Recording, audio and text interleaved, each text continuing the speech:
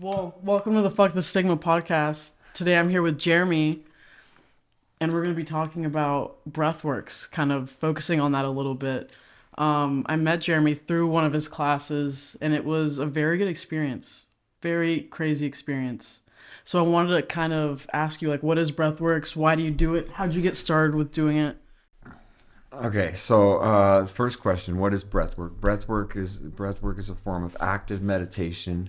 It's an opportunity for us to get into action, almost utilizing our breath as like a distraction coping mechanism. So while my conscious mind is focused on my breathing, I use it like in the context of recovery to get out of my own way, right? To distract myself with something that takes a little bit of work, a little bit of effort, and allow my body to do what it intuitively knows how to do, how to heal, right? Like our bodies are designed to be healthy, and it's the connection, the mind body connection, and mind body spirit connection is like real. You see it in with chronic disease, with any kind of chronic disease, with depression, with anxiety, with addiction, where your immune system literally gets dampened. You know, like the effects on our physical body based on our mental health or our spiritual health have a direct correlation, right? Yeah. And so in breath work, we give our body, like, shake things up a little bit and allow ourselves to just reset and do what we intuitively already know how to do. How I got into breath work, I got exposed to breath work initially in treatment. Yeah. 4 years ago, I started going to, a little over 4 years ago, I started going to an outpatient program where they had a breathwork group. And there's a line in the big book that talks about there's one bar against all knowledge and growth, or spiritual knowledge and growth. I'm not going to quote it correctly, but the concept is contempt prior to investigation. So like judging something before I've given it a shot, or Yeah. judging something before I've tried. And that's what you did. Right? And so meditation and breath work and all this hippie shit and all the woo woo whatever, like I didn't necessarily like think it was bad or think it wouldn't, but I just didn't think it was for me. I didn't think it would work for me. I didn't have any kind of faith or belief that it would work for me, right?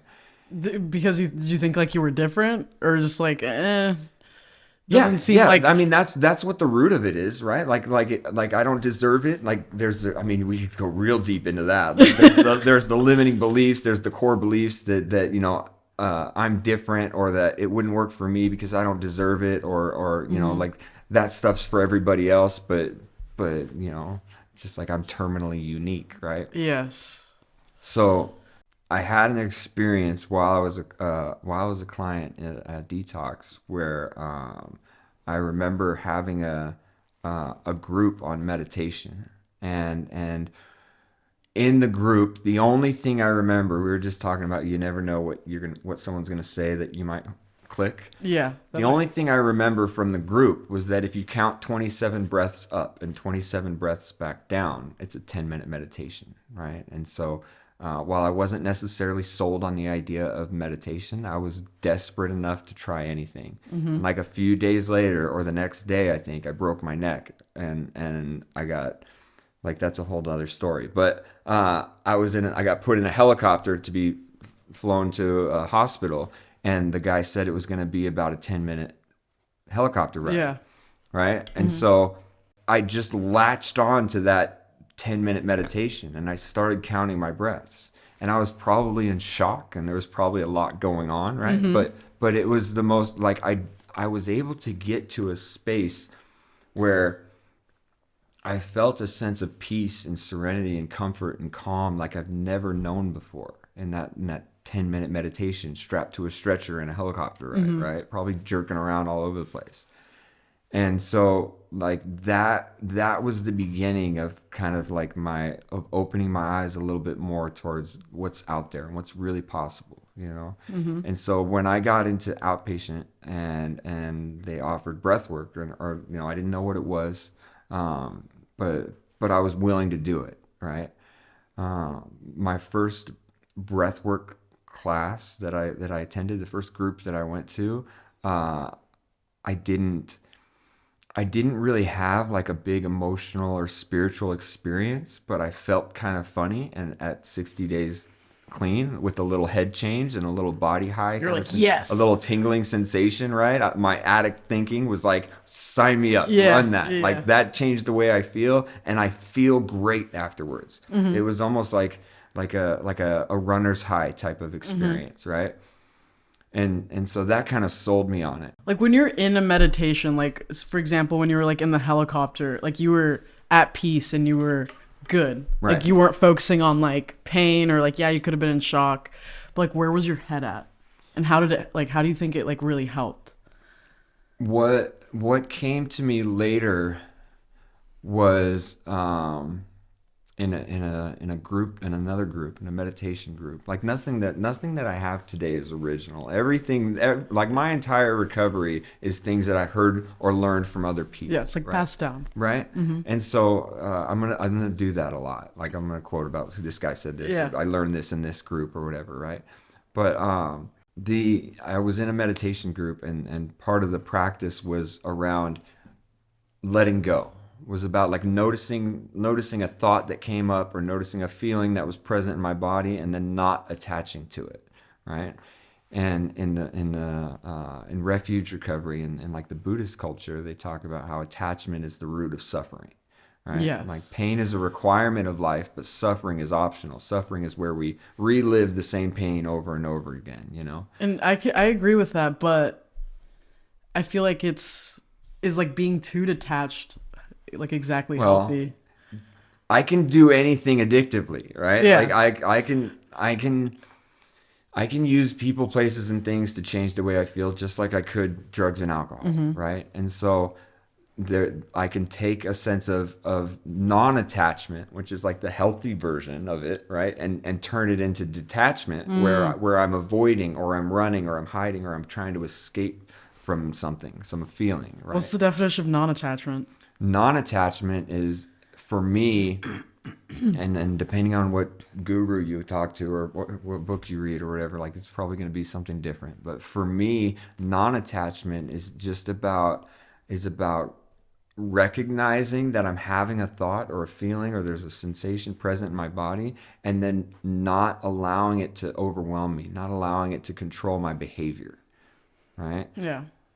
In recovery and in my mindfulness, in breath work and meditation and all the things, right? Like, I came to the acceptance that my thoughts and my feelings are reactive, right? So I have control over my behavior in the moment, right? I can't control in this moment what I said just now. I can't control in this moment what I'm going to say next, Yeah. right? I'm just right here, right now. Alan Watts calls it the eternal now.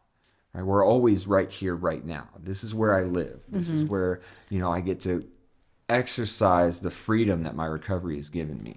But all like everybody is thinking in the past and in the future. Right.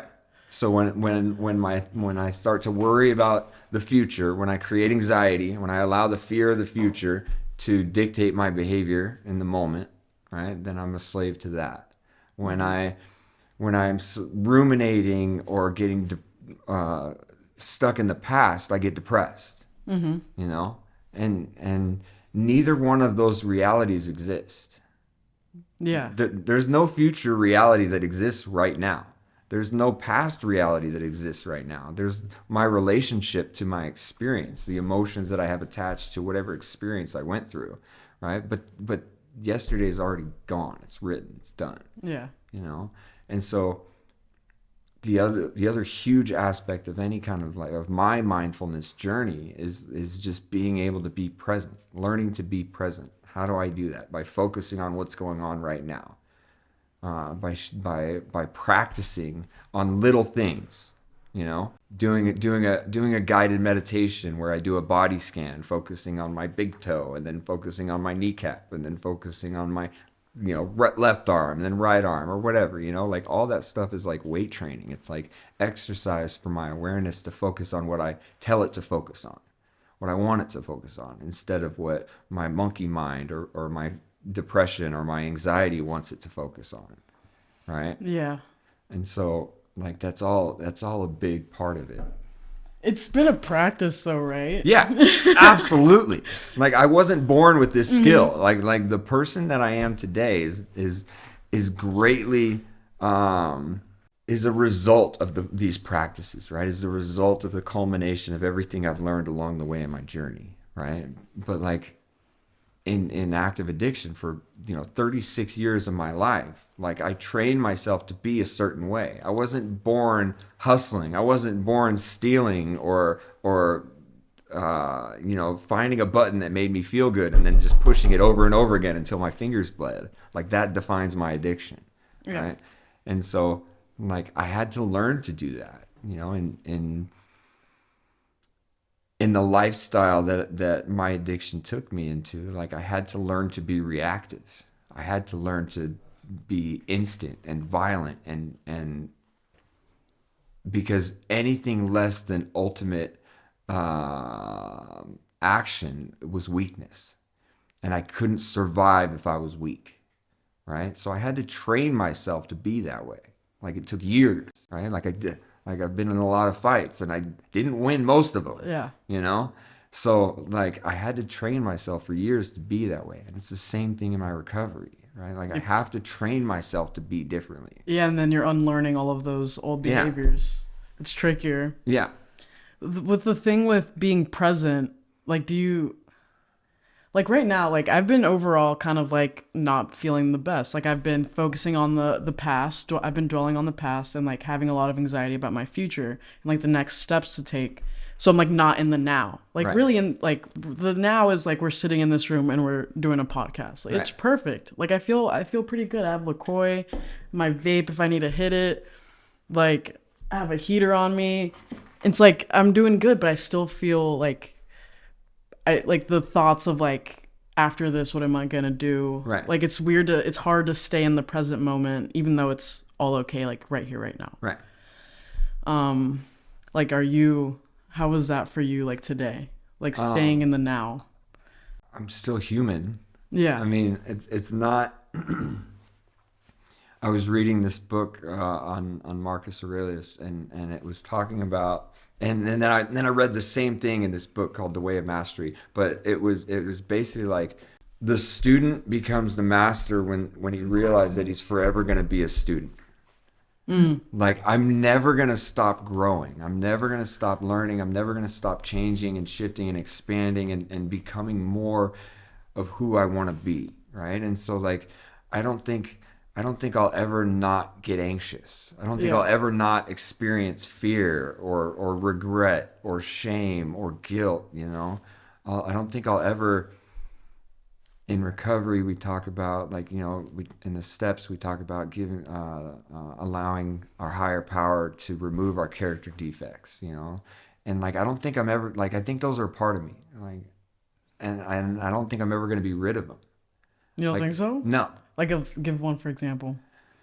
Early on in my recovery, I quickly identified that my anger and my judgment were at the root of a lot of my dysfunction. A lot of the chaos that I caused in my life was because I was reactive, because I was angry. And the more I tried to not be angry and judgmental, the more angry and more judgmental I got, right? Yeah. And so, like, the more I tried to fight against my nature, the bigger that those defects got for me, right? And the louder they were. And so there's a practice there's a practice in recovery, there's a practice in fucking being a human being around like acknowledging what it is that's coming up for you and then valuing that. So like, for example, if I get hurt, right? If I get my heart broken, if somebody betrays me, right? Like my initial response to that sadness is anger, right? If I allow that anger to dictate my behavior, I'm going to hurt somebody or I'm going to hurt somebody else, either physically or emotionally or verbally, right? Like I'm going to act out of that anger and I'm going to cause wreckage. I'm going to cause pain. When I take a little bit of time and acknowledge that anger, it gives me the opportunity to put a little bit of space in between thought and behavior. So like mindfulness is putting that space in between thought and behavior so that I can value that, right? Like I treat as consciously and as much as possible, like it's never perfect, right? But as consciously and as much as possible, I try to treat my thoughts and my feelings and everything in my experience internally as a messenger. What is my body trying to tell me? What is my heart trying to tell me? What is my mind trying to tell me? Sometimes it's just noise. Sometimes it's just old behavior or old beliefs or old core beliefs that don't really serve me anymore, right? But sometimes I get to acknowledge that, as an example, sometimes when I acknowledge that anger, I get to realize like what's underneath it. Like there's always something underneath it, So Anger's a secondary. anger's a secondary emotion, right? Like that's what they tell us. Yeah. You know, Sometimes I don't buy it. I used to think that sometimes I don't like blanket statements either. I don't like a cookie cutter or like this is that. Yeah. But if I look at it, right, underneath my anger is fear. Always. Fear of something. Fear of being abandoned. Fear of being alone. Fear of not being good enough. Fear that they're right. Fear that I'll never be happy. Fear that I'll never succeed. Fear that blah blah. 1,000 forms of fear. Underneath that fear, what I've come to realize a lot, or what has come to my attention lately, is underneath that fear is a powerlessness. Is like at the root of everything is I don't like feeling powerless. I want to be in control. For sure. Right? I want to be in control of my emotions. I want to be in control of my thoughts. I want to be in control of my life. We can't control, right? Yeah, we can't control I wish I could control my thoughts and feelings. Right. And it's unrealistic. And I know that consciously, right? Yeah. With my frontal cortex and like my rational brain, I know that. But there's still something inside of me that yearns for that expects that wants that, right? And so that powerlessness, like I can trace back everything in my life to that wanting to feel powerful, wanting to feel like I'm in control. When I'm powerless, when I really don't have any control or don't have any business controlling those things that I'm trying to control in the first place, right? And so when I take a step back and I look at the anger, I get to look at what's underneath it. What is the fear? What is the sadness? What is the powerlessness? The betrayal? What are the beliefs that are going on with my ego and in my mind that are creating this emotional response? And that aspect of mindfulness gives me the opportunity to give attention to that version of me, to give attention to to give attention to that little boy whose dad was like yelling at him or was critical of him or was trying to like raise him in the best way that he knew how, but it wasn't very helpful. And so like that little boy version of me that felt powerless, that felt like he wasn't enough, that felt like he was always doomed, or was always going to be a fuck up, right? Like that version of me still exists. And when that version of me gets excited, right, I wreck shit. Yeah. When that version of me, when that pain comes up, when that powerlessness comes up, I just tear things apart so that I can feel in control again.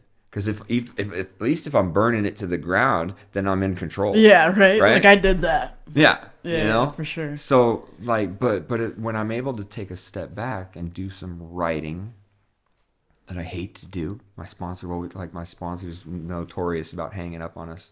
He's like, "Oh yeah, you're having a problem? Write about it. Call me back. Click." Yeah. So when I take some time, when I honor that feeling or that emotion or that experience, whatever it is, and I do some writing, I put some effort into it, right? I'm acknowledging that. Wherever I put my time is what I love. Period. Right? Like, show me where you put your money, show me where you spend your time, and I'll tell you where your values are. Right? So whenever I spend time on me, it's an act of self-love. It's not necessarily always a conscious thing, right? But my body knows, my soul knows. If I'm spending time on something, I value it, right? And so when I spend time on me, when I spend time acknowledging that little boy, when I acknowledge that part of me that was hurt, all that version of me wants is to be heard.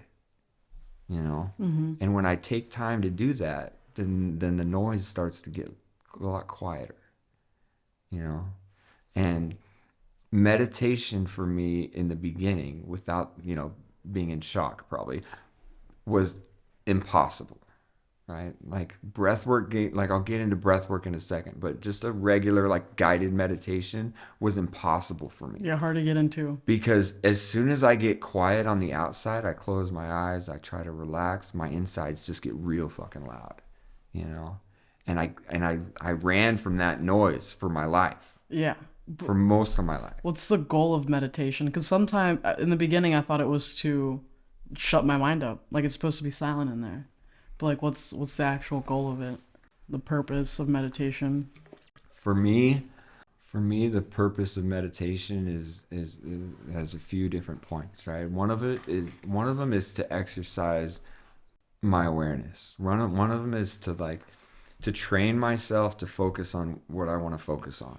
Because I mean, you could call it a mental health diagnosis, you can call it just being an alcoholic or whatever, but like I'm all over the place all the time. Yeah. And so that doesn't serve me. That doesn't help me when I have to do the dishes, but I'm trying to, take apart this thing and figure out how it works, or, like I've always been like that. I've always been all over the place like that, right?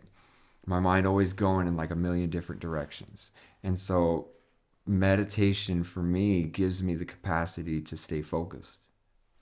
Like that's probably the one of the biggest initial benefits that I got from it, right? Is just to train my awareness to focus on what I want it to focus on. Then comes, I think, the inner knowing and the recognition, because the judgments and the expectations that I have on myself are, generally speaking, unrealistic and coming from a place of lack, coming from a place of I'm not enough, or I can't do this, or coming from a place of or I don't deserve that, right? And so the expectations and the limits that I have on myself, when I am able to turn my attention inward and recognize like who I really am, good, bad, ugly, indifferent, all the different parts of me, not judging it, letting go of not attaching to the judgment or the expectation, but really just acknowledging it. There's this guy, I did this class by iRest, Yoga Nidra, and the guy says, acknowledge what's present for you, welcome it into your experience, and then invite it in for tea. And like that's a process. Like, so if I'm sitting here quiet, getting fidgety, anxious, nervous, whatever, my mind starts going a million miles an hour, as soon as I think of something sideways, I acknowledge that thought, then I have to welcome it, then I have to invite it in for tea. And like that's like a 3-step process that takes a little bit, that takes some time, right? And in that time, it shifts the entire perspective of my relationship to that thought, right? It shifts inside me. Instead of having this thing happening to me, it's happening for me, right? And then, so because it was so loud in between here and I didn't know how to deal with it, like meditation in general was really difficult for me in the beginning, impossible even, because I couldn't quiet my mind enough. So being a practice, being something that I had to continually work on before I could get good at it. And still there's no like there's no certificate, there's no graduation, right? Like sometimes I can drop in if I listen to this woman Cass, who was like my mentor in meditation very early on. If I listen to her, as soon as I hear her voice on a meditation, like I drop right in. Like I've got that already like built up in me, right? Yeah. But if I'm listening to somebody else, or if I'm just trying to meditate on my own and be quiet and be still, like it usually takes me a little bit of time to drop in. Sometimes it's easy, sometimes it's hard, but yeah, it's a practice, and the more I do it, the better I get. Yeah.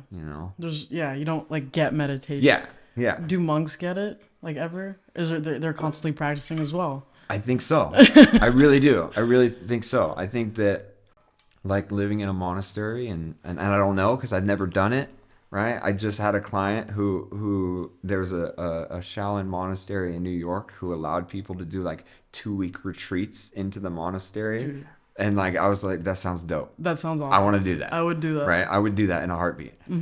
But I don't know. I can't. I definitely can't speak for them.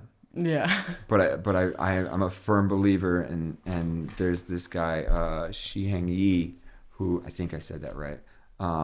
He's got a lot of podcasts or a lot of like videos out, inspirational videos and stuff like that, and all of them coincide with recovery. All of them coincide with like spiritual principles and stuff like that. And so I've been listening to that a little bit. And what I get from that is kind of like what I mentioned earlier. Like it's a process, it's a practice. Life is a practice. It is. That's yeah. Like we show up, we do our best. Sometimes we succeed, sometimes we fail. We get back up, we try again, or we go learn. a completely different direction. Yeah. Like I've wanted to like get life. You know what I mean? I want to just be good at it. Yeah. Like, all right. When am I gonna get this thing? When you figure it out, let me know. Yeah. Like nobody knows. That. Same thing with like recovery and like staying sober. Like it's just like maintenance and practice. With it. Like we fuck up, get like what can we do next? Right. Yeah. Same thing with like the spiritual practices with like prayer and meditation, like keeping up with that. Right. Practice. And it's like I have a hard time accepting it for some reason that I'm not gonna like be perfect at life recovery or anything. Sometimes. I want to just take a pill and be better. Yeah. I want to just do it once and be cured or be fixed or have the solution. I like naturally just a part of who I am. Like I don't want to have to I don't want to trust the process. I want to just be different. Right. And that's insanity. That's for me. Yeah. Right. And that's like, it's unrealistic. And it's how I self-sabotage. It's how I set myself up for failure. Because if it doesn't work right away, then I give up. Right? Or if it doesn't work right away, then I think it's bullshit or it's just not going to work for me. Right? Yeah. And so, getting into any kind of practice or anything like that, just developing that, one of the principles in meditation is having a beginner's mind. Like going into a situation or an experience, like what if I'd never experienced this before, right? Like I hike a lot, right? And so like I used to take clients out on hikes for groups and rehabs, and I loved it because I would go on the same trails, the same like 3 trails over and over. I've been on them like thousands of times, right? And when people fly in from out of state or whatever, or it's the first time they're on this trail and they're like, oh my gosh, look, it's so beautiful. And I get to see the beauty in on the trail like through a beginner's eyes. Yeah, right? Seeing it like a newborn. Yeah, seeing it like a newborn, right? And so I get to hold on to that kind of awe and wonder. I'm really like, that's the beauty. Like I don't like kids that much, but like a beauty like that, like when I see a kid and they're just like mesmerized with everything about the world is like what I envy. Like it feels like I don't have that anymore. Right. So sometimes I really appreciate that because it's like it's really nice to like see something that like you see every day. Yeah, it's so easy like to take for like granted. the view out here. Right. Like, and then somebody's like, wow, dude, this is not. I'm like, you know what? It really is. It really is. Like, this is beautiful. And it just becomes like almost like a norm or a regular to you. So you like stop taking. We get desensitized because we experience it so much, right? Yeah. So breath work for me, having had such a difficult time, like after that initial experience to be able to drop in, I really honestly I consider that first meditation in a helicopter ride with broken neck, like I consider that being a spiritual experience for me. Like that shifted my entire perspective on what I thought I was capable of, what I thought was possible. And so it kind of lighted a fire under my ass about the willingness that it's going to take for me to do things, right? So while I struggled with normal meditation, when I got into breath work and I had I got that little head change and I felt pretty good afterwards. I got that little runner's high kind of sensation, right? And it changed the way I felt. So I'm like, cool, run it. change the way I feel in a healthy way, bring it to me, right? What happened next was something that I didn't understand and didn't expect, was because when I, probably the second group that I went to is when I started really opening up to the emotional aspect of breath work, and like the umbrella kind of benefit for breath work is emotional regulation, right? Like one of the things, even after 4.5 years, I'm just now starting to become like 4.5 years sober, I'm just starting to come into awareness of and realize how, like, how emotionally immature I am. Not meaning like I make bad jokes or anything like that or all the time, or I laughed at bad situations, but like meaning that like my relationship to my emotions is immature. Like I don't really know or understand how I'm feeling or what I'm feeling when I'm feeling it, right?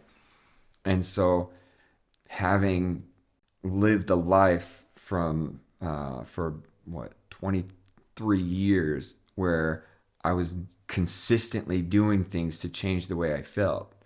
I was consistently doing things to enhance this feeling or to numb that feeling, For right? sure. To change the way I felt. And I had no good relationship or tools to deal with my emotions. And so breath work for me quickly started to work on that. Like it started to, like I didn't build that maturity. Like breathwork didn't help me mature emotionally, right? It didn't give me the answers that or the tools I needed to process my emotions, right? But what it does is it allowed me to process and feel and experience the things that I didn't understand, that I had no inner knowing for. So like,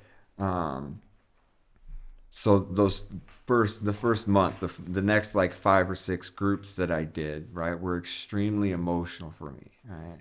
And like I'm sitting in a group at an outpatient program next to 10 or 15 other people that I just met, and like I'm a tough guy, right? Like I Yeah. was a construction worker, I was a convict, I was I had this ego, right, of who I was. And I'm laying there breathing along, and then all of a sudden, like I'm bawling my eyes out. 1 second I'm taking a breath, and the next second I'm bawling my eyes out, and I'm crying, and I'm sobbing, and there's snot going down my face, and like, So I know it was good. I don't, it doesn't make any sense, right? It didn't make any sense to me. Like I didn't understand where it was coming from or what it was. I just felt it. I was allowed myself permission to feel the things that I had buried, like just one shovelful at a time. Every time I opened up a little bit and allowed a little bit of that stuff to come out, I got rid of it. And so like I like to use the analogy of like a well, right? So at the bottom, quarter, the bottom half of this well is just all my emotional baggage, just poisoning the water, right? And every time I was able to sit down and engage with my breath, it was like taking a shovelful out of that at a time.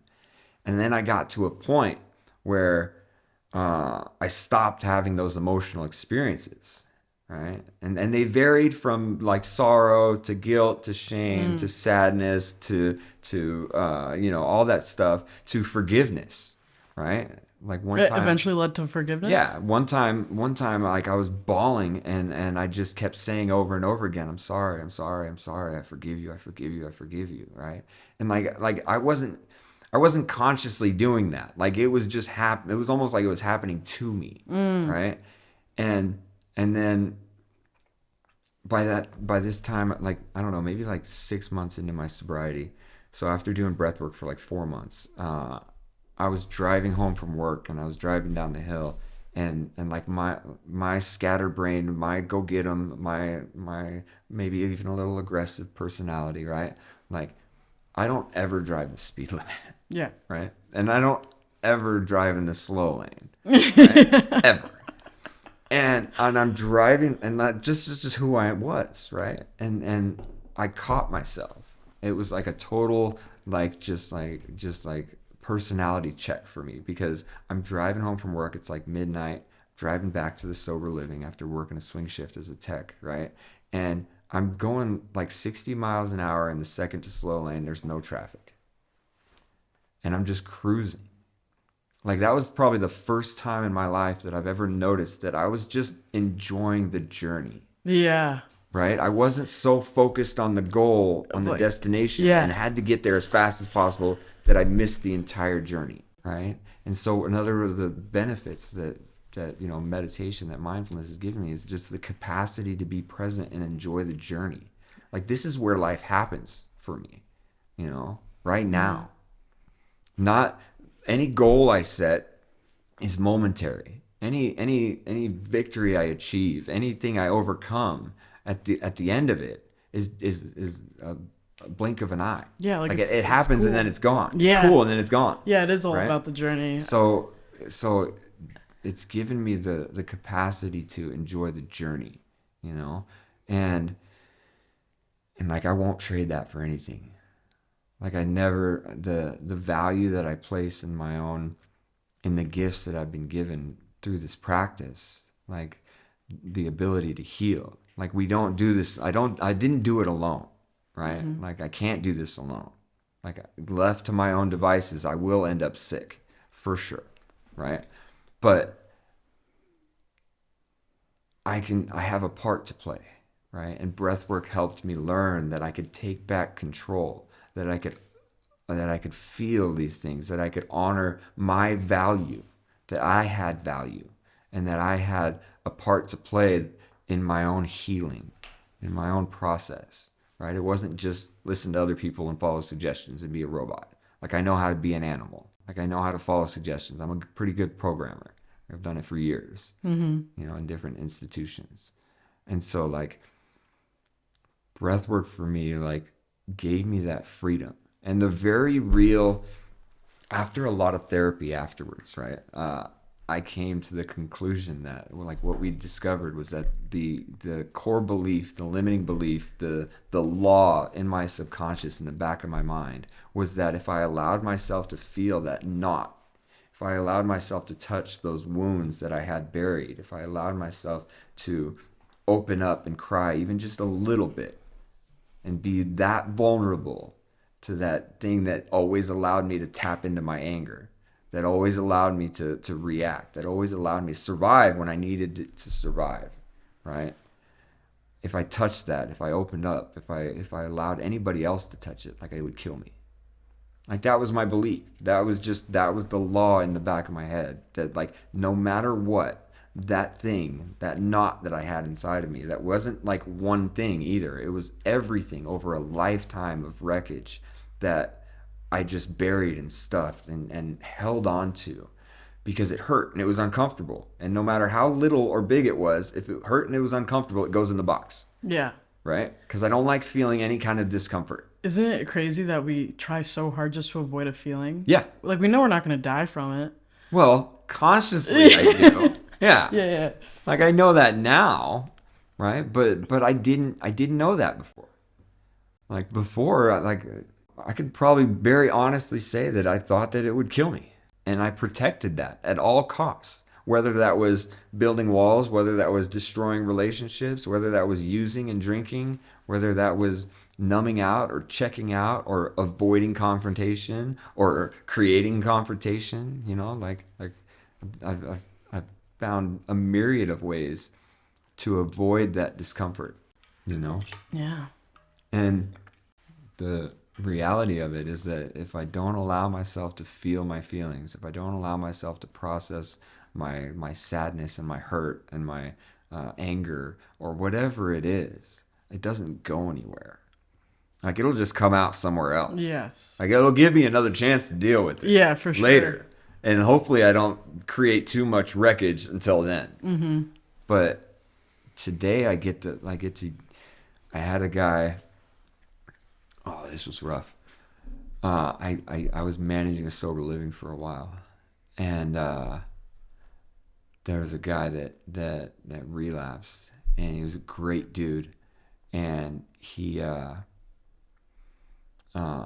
great personality, fucking really good dude, sober, and when he relapsed and he came back and he's like, "Oh, I'm good, man." Like we could tell he was under the influence, and so I had to ask him to leave. and he had all these plans, and he really thought he was bullshitting somebody. Like, I believe that. Like, he thought that he was bullshitting me, and like I was powerless, right? I couldn't control him. I can't give anybody else recovery, right? I can't make anybody else's decisions for them. And it did not end well. Like, he said he had this plan, and he ended up overdosing like minutes later and dying, and Fuck. wasn't like, that was his last chance, you know. And I owned that, and like, I was so hurt. I was so sad. I was so angry. I was so powerless. I was so brokenhearted. I was so, um, I mean, I was angry at him. I was angry at myself. I was like like I said, at the root of most of my emotions are powerlessness, you know. And I I went into my room, and I cranked on some like Wardruna or something like that, which is like some Viking, like really heavy bass, big beats, good drums, music, and I cranked it up as loud as I possibly could, and I fucking breathed, and I screamed, and I cried, and I allowed myself to feel the fact that like I couldn't save him. I couldn't control what he did, the decisions that he decided to make, right? And like, that was a pivotal moment for me, because like, I've lost plenty of people around here, you know, and none, it never gets easier.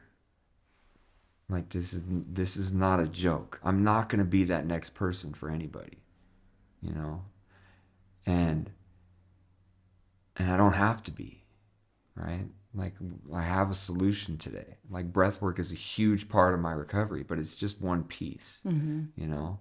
It's a and I don't know if it's my meditation routine, or my gratitude list in the morning, or my breath work, or the meetings that I go to regularly, or my step work, or whatever. I don't know what piece it is of this life that I've created today that gives me so much joy and purpose, that is the piece that makes the difference. But I'm not willing to take any of those pieces away, Yeah. you know. For like, this 4.5 years sober that I have right now is the most sobriety I've ever had in my life. That's including 10 years in prison, like, where I probably should not have been able to use, right? And so, like, I have a life today that I want. I have a life today that brings me joy, that I get to cry. I cried yesterday on the way to work. I was going into a group where my clients challenged me because they said that my sessions weren't long enough. And so I'm like, all right, I got you. And I made like a 45-minute playlist, which is like 15 minutes more than usual. And I was excited, because like, everybody wants change, and not everybody's willing to do what it takes, 100%. you know. And so I get to be a part of that. Like, I get to be a part of somebody else wanting a change, and getting into action. And like, I don't own the outcome. Like I don't do the work for them, right? I'm just a guide. I just get to show up and be myself, and make some suggestions, and guide them along, and then they get to have a process, and I get to be a part of that. I get to connect to another human heart today. And like, I found more purpose and more value in that than in anything else in my life, than any shot of dope, than any fucking adrenaline, than any amount of violence and control, than anything else in my life. And it's enough. And it fills me up in ways that I never thought I could be filled up before. That's beautiful and You know? amazing. Because like, I used to have that feeling of like, I feel like I'll never be full. Yeah. I'll never feel full. Nothing Yeah. will ever really fulfill me. I'm always gonna want more. Yeah. That's beautiful, dude. And I mean, hats off to you. Like, you're doing it too. Like, this is it for you. Like, this is your breath work, right? Yeah. Like, if you would have known me, like I've said this in plenty of groups, right? If you knew me 5 years ago, right? If 5 years ago me, if you would have told 5 years ago me that I'd be facilitating breathwork or sitting doing a podcast right now, like I probably would have punched you in the face. Yeah. Without question, without even hesitating, right? Like this is so far outside my wheelhouse or what I thought I could do or what I thought I was capable of doing. Like, why does my opinion matter? Why do I mean shit? Right? Like that's that old critical voice inside my head. Yeah. Right? Like I'm humble today. Like I know that like I'm humble but I'm not humiliated. There's a difference. Right? I know that I'm no better than or no less than. That both parts are just as important. And so like I it's just blowing my mind, you know, on a daily basis how big my life gets to be today. And all I got to do is be me and put a little bit of work in. And it's really not that big a deal. You know, it's really not. I make it a big deal sometimes. I really do. I make a lot going of through things my a big deal. Yeah, I'm going through my fourth step again, and I'm making it a big deal. Me It's too. really not. Me too, It's dude. really not that big a deal. I just got to sit down and do it. I feel like I'm forced out. Yeah. Is there anything else you want to put out there? I would say when I was able to most of my life I had like that fuck it attitude, right? Like fuck you. And when I was able to shift that energy to my limiting beliefs, to the expectations or the judgments that I had against myself, right? Like I didn't change. Like I'm still that asshole, right? But I've learned to shift my energy. I'm still angry. I still get angry. I still get hurt. I still struggle. You know, I still deal with financial insecurity and blah, blah, blah, blah, and all the different things, right? And that's that inner critic that came out just a second ago, right? Yeah. Like, but when I did the work to help myself heal, right? When I was open-minded and willing to do whatever it took so that I could heal, right? I found a passion. And when I found that passion, I was able to allow myself to be of service. And what happens when I get out of my own way and I just do what I'm supposed to do is that like my higher power takes care of me. The universe works for me instead of life happening to me. So, you know, we were talking about manifestation earlier, you know, like find out what works for you, you know, and then make it a reality. Make it work for you. And you get a life that you don't want to run from. Sick. Thank you so much, Jeremy. Yeah. Thank you for coming on here and talking about a little bit about you and Breathworks and the Yeah. benefits and all that shit. Thank you so much. Yeah, absolutely.